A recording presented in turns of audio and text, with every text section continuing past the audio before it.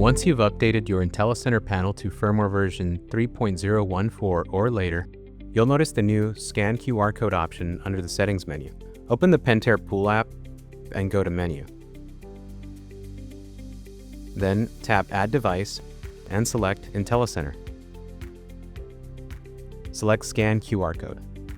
Your camera will automatically open and begin scanning the QR code. Let it come into focus and it will automatically snap the picture.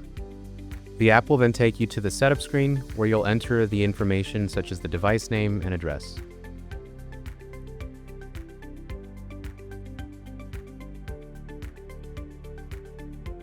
Once complete, tap Continue.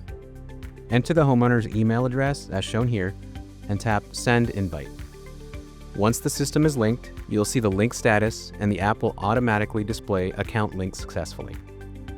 Tap OK and you'll see the newly added system with full access. You've now successfully linked the IntelliCenter Control System.